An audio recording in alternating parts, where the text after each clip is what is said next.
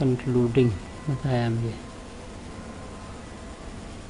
जिन साहब ने इसमें डाला है।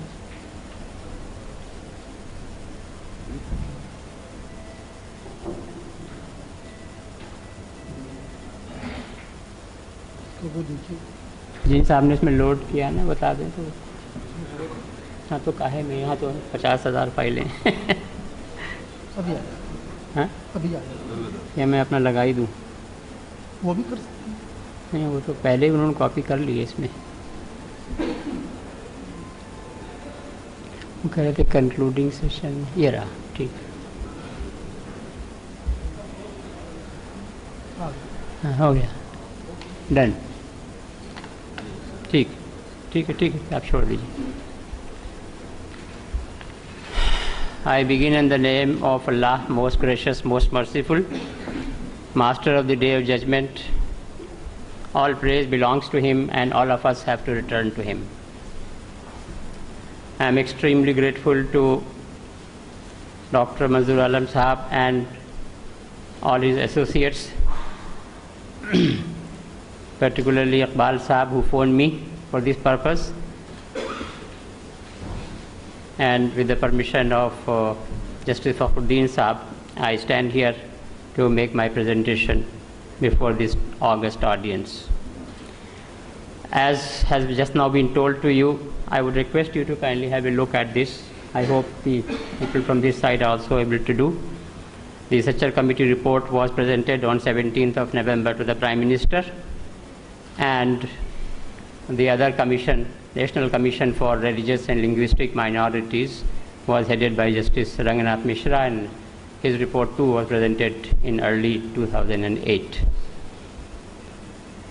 The most important aspect of the Mishra Commission report, I am first dealing with Mishra Commission report, which I wish to bring to your attention, is para 3 of the Constitution Scheduled Castes Order 1950, which has been very extensively dealt in the report of Mishra Commission.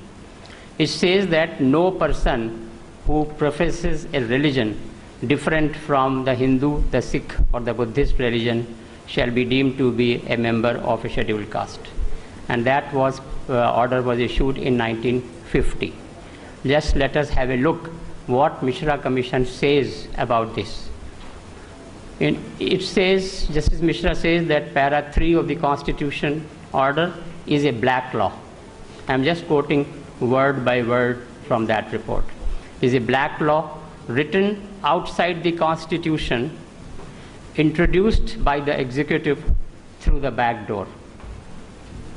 So this is very, very important aspect of para 3, which has been introduced later on. It's not originally a part of the Constitution, but it has been seemingly introduced into the Constitution by the executive through the back door. In fact, here I would pause and share with you that for the last about 4-5 months, maybe 6 months, under Right to Information Act, Zafar Foundation of India, of which I am the president, has been trying its best with the Prime Minister's office, with the Home Ministry, with the Ministry of Law and Social Justice, Law and Ministry of Social Justice, to let us have copies of all that happened in 1950, which led to this. We issued a very thorough RTI query to the PMO, and from where it was sent to these ministries, etc. But nothing has so far come forward. Either there is lack of willingness or there is lack of record. There is something. Ultimately, if the government fails and throws its hands off, then we will have to approach the court of law.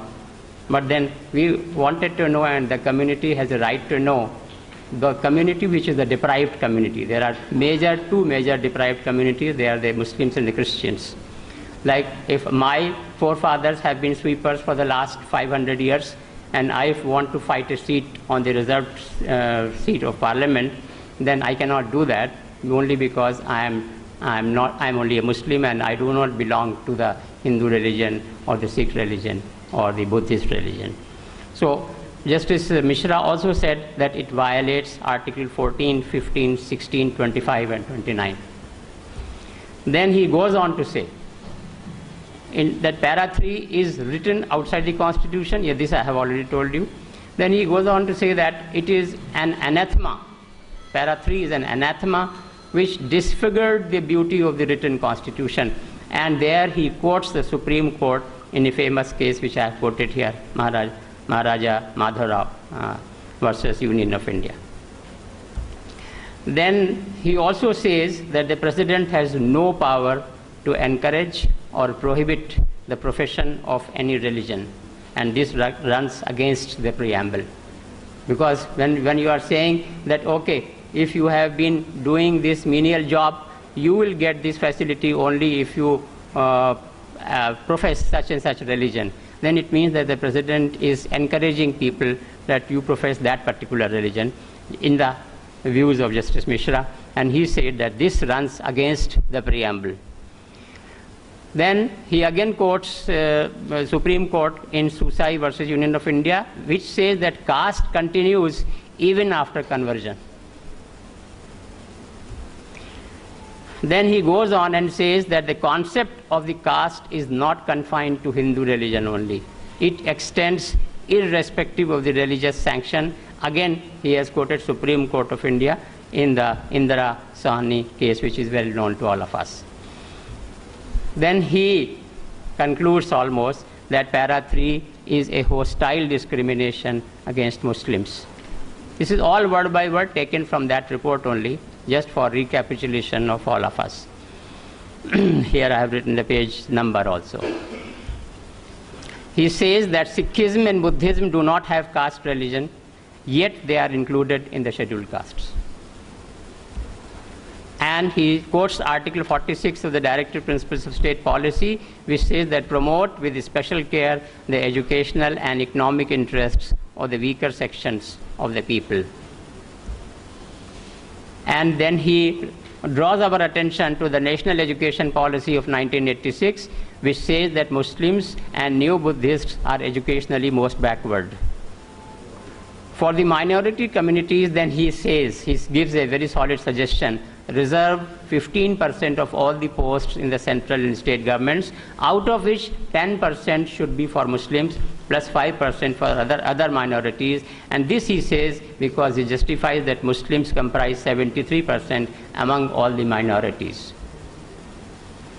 And he says, the Mishra Commission says that we are convinced that the action recommended by us above will have full sanction of Article 16, that is equality of opportunity in public employment. But at the same time he said, okay, if yet there be a insurmountable difficulty in implementing this recommendation, as an alternative we recommend as follows. And that according to Mandal Commission report, the minorities constitute 8.4% of the total OBCs. Hence, in the 27% OBC quota, the corresponding percentage should be reserved for minorities, with an internal breakup for minorities. So that's what has been done by the Government of India in December 2011. Then he also says that among the Muslims of India, the concepts of Zat, that is caste, and Arzal, that is lower caste, are very much in practice. Even the Muslim law of marriage recognizes the doctrine of Kufr, parity in marriage between the parties in all vital aspects, including the social status and descent, which in our country means nothing but caste. Then ultimately he says that para 3 of the Constitution order should be wholly deleted. And then by extension he says that by the force of judicial decisions in the interest of national integration, the minority intake, this is very interesting, the minority intake in minority educational institutions has been restricted to about 15%, to about 50%. Thus virtually earmarking the remaining 50% or so for the majority community. By the same analogy and with the same purpose, the Mishra Commission said we strongly recommend that at least 15% seats in all non-minority educational institutions should be earmarked by law for the minorities. So See, what the government of India has done in December 2011, it says 4.5% everywhere, even in education institutions. But Mishra Commission did not say that. It created a difference between the posts of the government and education institutions. Posts of the government, fine, you have done 4.5%, although there also internal quota of Muslims has not been given. But as far as educational institutions are concerned, the Mishra Commission straight away says 15%. No 4.5%, no alternative. But there also it has happily done that.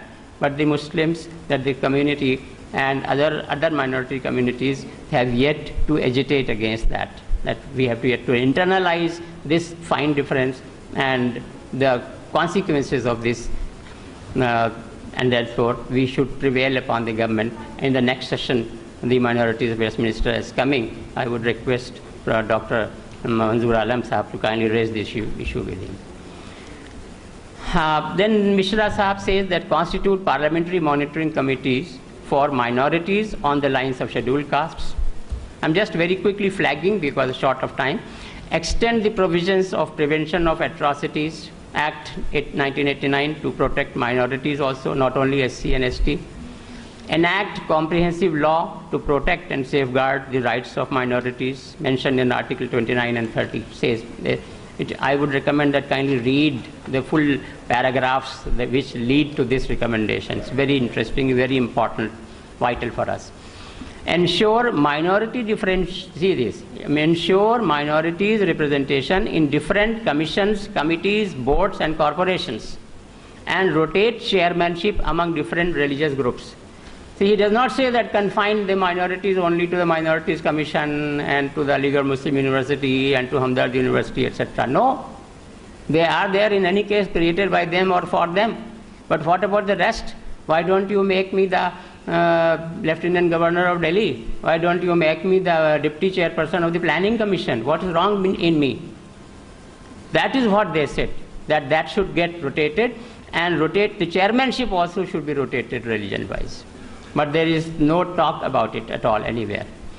Then he says state universities, colleges and institutions of higher learning should be allowed to affiliate minority institutions. Says constitute National Bank's Coordination Committee to monitor, supervise and ensure credit flow of to minorities. Constitute in all the districts minorities welfare committees. All these states with minorities population of 15% or more should set up Minorities Development and Finance Corporation. Very few have done that. Induct members of minority communities at various levels in police. See here, some of you would be aware of the activities of the Ghat Foundation of late, where the government of India has taken a decision recently that in addition to the annual intake through the civil service examination under the Indian Police Service, IPS, it will recruit 1,400 additional IPS officers, but for that there will be no open competition. And only those will be able to apply in the first go for 490 officers. Only those will be able to apply who for the last 5 years or more have been working as major or captain in the defense forces, as assistant commandant in the national police organizations, or as deputy superintendent of police in the states. In this entire eligibility pool, the total availability of Muslims is less than 1%. And this I am telling you at the strength of the statistics that was collected and received by the Sachar committee. So therefore, if the total eligibility pool itself says that the Muslims are there less than 1%, and in any case all the minorities taken together are less than 4%, then where is the question? How much? Either the Muslims who will be selected out of these 490 IPS officers, either there will be zero or you can just count them on fingers. And the case of the minorities in general would not be very much different. And that's why we have gone into the High Court, and let us pray that the Chief Justice decides in favor of the community.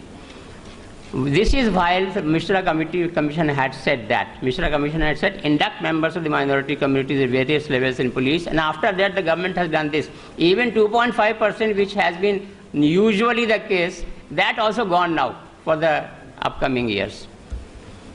Then the vital Harsh Mandar report of 2011 has been rejected by the government on grounds of minor statistical inaccuracy.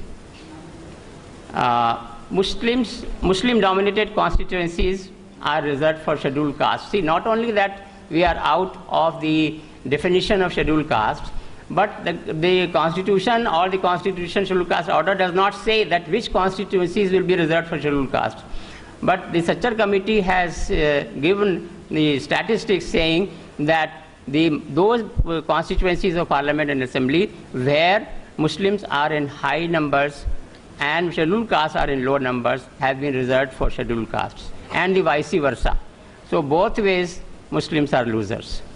So therefore the matter has, the Sachar committee has very strongly recommended that the government should take up the matter with the delimitation commission, but the government has yet to move even 1 inch during the last 5-7 years on this point. Then the Sachar committee also suggested that Muslim nominations, that wherever Muslims cannot be elected, then at least nominate them. Okay? Very quickly, I am just going to conclude. Then this 4.5% sub-quota, the government has given, I have just now mentioned about it. This, in addition that to the fact that there is inadequate quantum, it is also based on misguided defense. See, some people say that this is Muslim appeasement, this is minority appeasement, etc. In response to that, the government or anybody else does not say that there has been reservation on the basis of religion during the last so many years, since 1950. But those religions are 3 different religions. Now there are different sets of religions on the basis of it. So this reservation on the basis of religion is not a new thing. This is the defense of this. The coaching scheme which the government of India has been initiating and has been implementing, that is basically defective, because it says that the NGO itself should teach the students for civil services examination.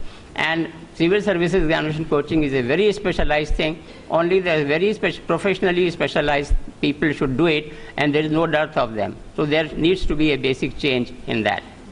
Indian Waqf Service, vital Sachar recommendation went by default, needs to be revived. And you have seen what has happened in different states by way of Waqf scams. Waqf bill, I'm not going details into it because there is shortage of time. 20 vital Sachar and JPC recommendations have been ignored. We took up the matter later on very strongly with the select committee of the Rajya Sabha, who has accepted, thankfully, alhamdulillah, about 10 recommendations. Madrasa quality scheme has not been publicized. This we have come to know under Right to Information Act, that every year 50 lakh rupees are granted to the HRD ministry for publicizing the madrasa scheme, SPQEM, scheme for providing quality education in madrasas. But they have not spent a single rupee, and I have got a copy of that. I have given a copy of that to the Minister of HRD, to the Minister of State of HRD. Let's see what happens. Equivalence between madrasa and other education has not yet been created. 15-point program of the Prime Minister has point number 3 of Urdu teachers. It has not been implemented in most of these states only because the central government has not followed it up. I am not speaking a single word in the air. I am saying all these 5 words after I have been fighting this matter under Right to Information Act for the last more than 1 year. Popularization and monitoring of government schemes, Muslims should be involved. They have not been involved as such a committee. Then Equal Opportunity Commission and incentives based on diversity index. The experts committees gave their recommendations 3 years ago, but still perhaps government is waiting to be the eve of the elections. Maintain religion-wise data. That also is required to be done. That has not been done. Sensitization of officials of the government. Revaluation of school textbooks, establish schools and ITIs in Muslim areas, not done. I have been the national level monitor of minority schemes.